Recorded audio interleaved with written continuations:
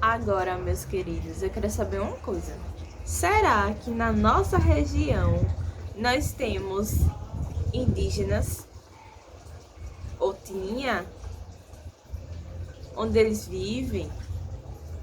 E será que temos algum traço indígena? Se vocês responderam sim, estão corretíssimos. Que aí são os índios Chocós. Acompanhe o vídeo que aí vocês vão saber mais informações sobre eles. Fazem parte de nossa cultura sim, viu? Até já! Não se engane com o verde de um lado e do outro da estrada de terra. A vegetação formada por macambiras e xique-xiques comprova que se trata da caatinga. Estamos no Alto Sertão Sergipano, em terras banhadas pelo Rio São Francisco e protegidas por lei há quase 40 anos como reserva indígena. 4.600 hectares de área demarcada e devolvida aos legítimos donos, os índios Chocós.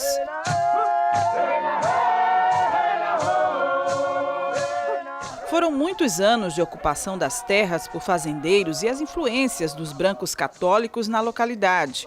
Hoje, a chamada Ilha de São Pedro preserva a simplicidade de atividades como a pesca e a plantação de alimentos, mas não tem características de uma tribo como imaginamos.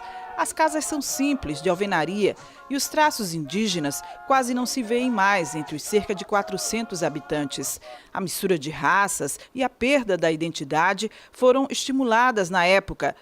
No centro da tribo ficaram resquícios deste período, as ruínas do convento dos frades capuchinhos e a igreja de São Pedro do século XVIII.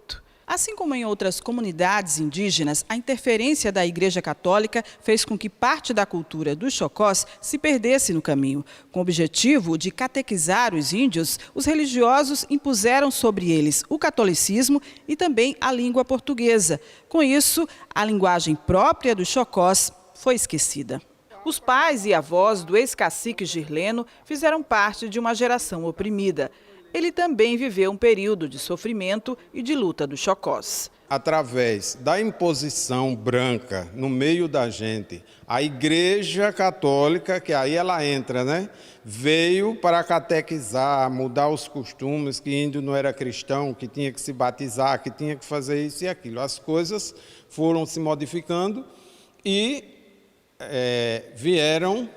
aí veio a necessidade de haver uma junção, né? Índios casando com brancos, com negros. Pronto. Eu mesmo tenho uma grande parte, né, da família quilombola. Né?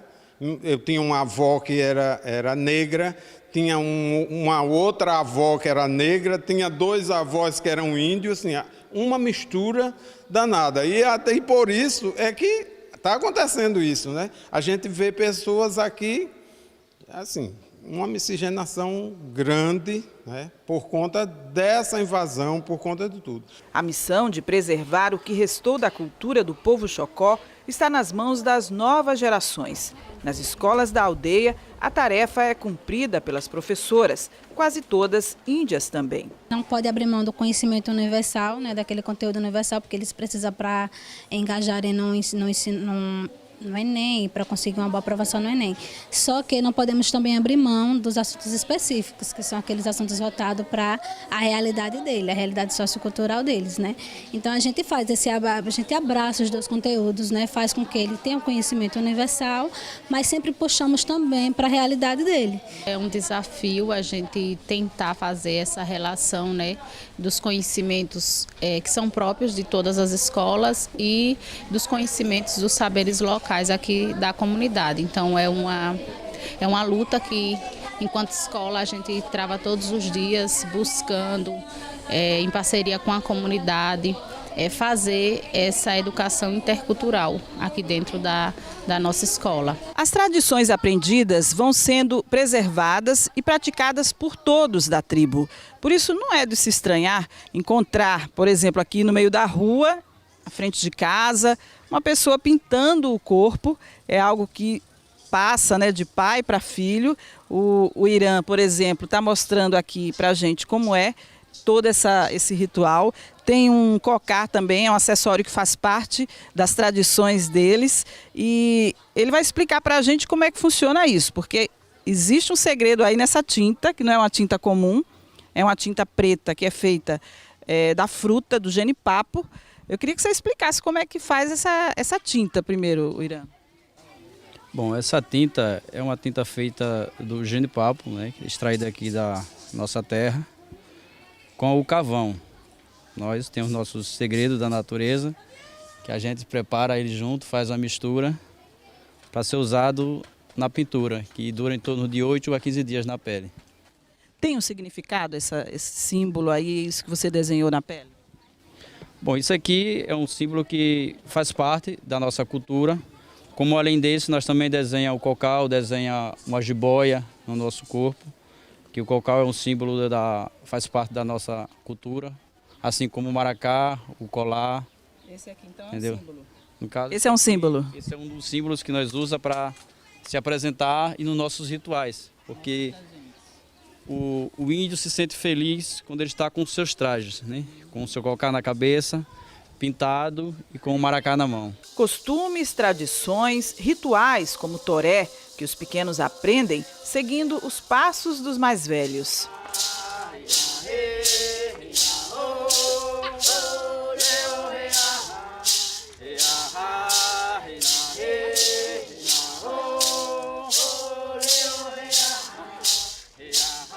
As manifestações culturais dos Xocós ficam mais evidentes no mês de setembro, quando toda a tribo celebra o reconhecimento oficial das terras como reserva indígena. Parte da celebração acontece na mata, um lugar sagrado que eles chamam Oricuri, onde só os índios podem ter acesso. Eles usam as pinturas no corpo e os trajes tradicionais. De lá, homens e mulheres da tribo voltam para a aldeia entoando os cânticos e executando o toré. Muita gente visita o local nesta época para assistir à festividade.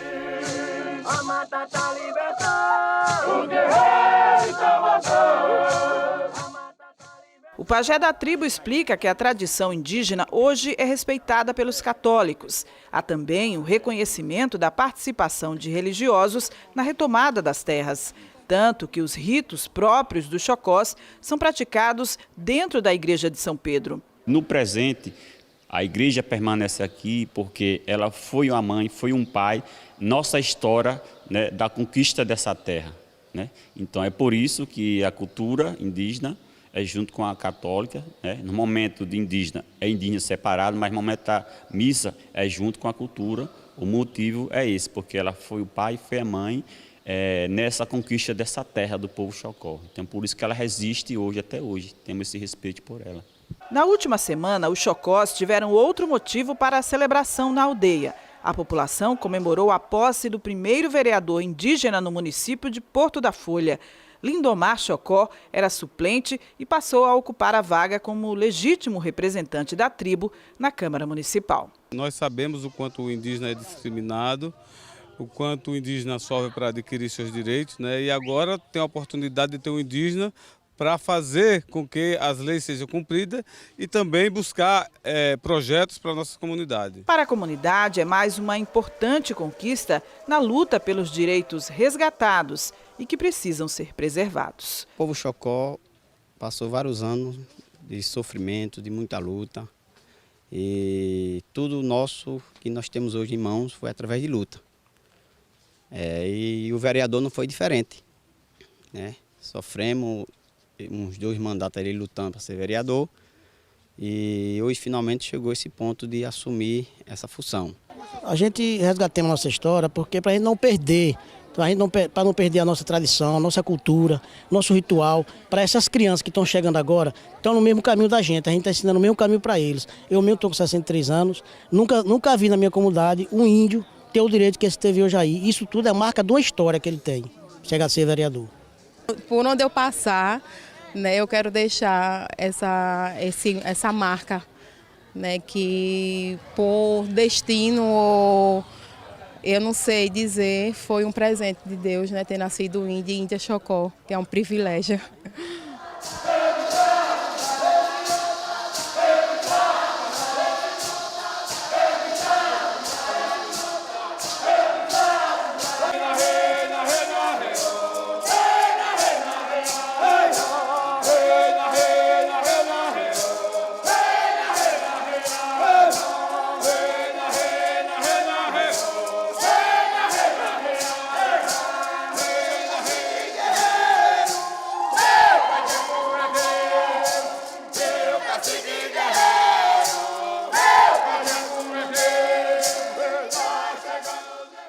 meus queridos, gostaram do que vocês viram? Vocês já sabiam que existiam indígenas aqui na nossa região? Hein? Então, agora eu quero apresentar a vocês a atividade em folha que eu produzi em relação ao assunto. Então, as informações, coloque aqui direitinho de vocês. Primeira questão. Quem são os índios Chocós? Onde eles se localizam? Aponte algo que você achou interessante sobre eles. Então, diante do vídeo que vocês assistiram, eu quero saber essas informações aqui da primeira questão. Já a segunda questão é: realize uma pequena entrevista com algum parente de sua família sobre o assunto estudado.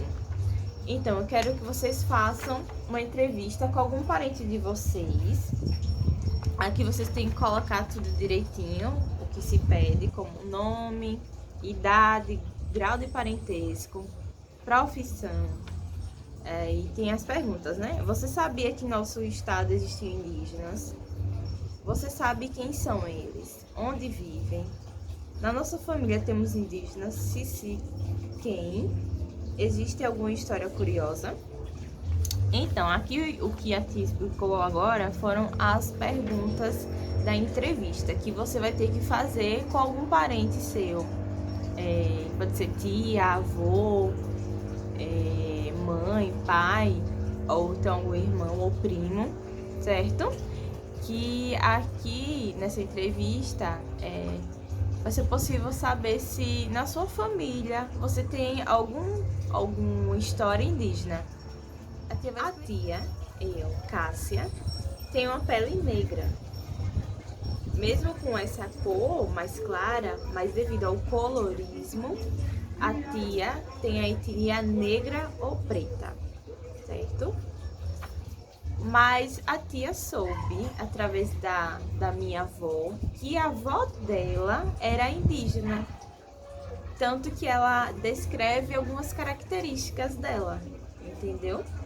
Então, a tia tem algum antepassado que foi indígena, entendeu?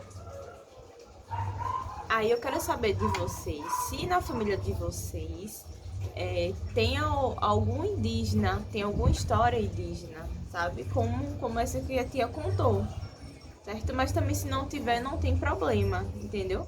Aí a dica que a tia dá: procure pessoas da sua família que tenham assim uma certa idade, como avó, avô, se tiver bisavó também, certo?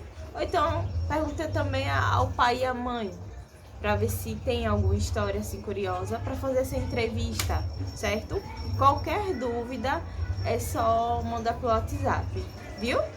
Beijos, se divirtam conhecendo a história de Sergipe e conhecendo a sua própria história. Já esquecendo, vamos à próxima dica do objeto misterioso.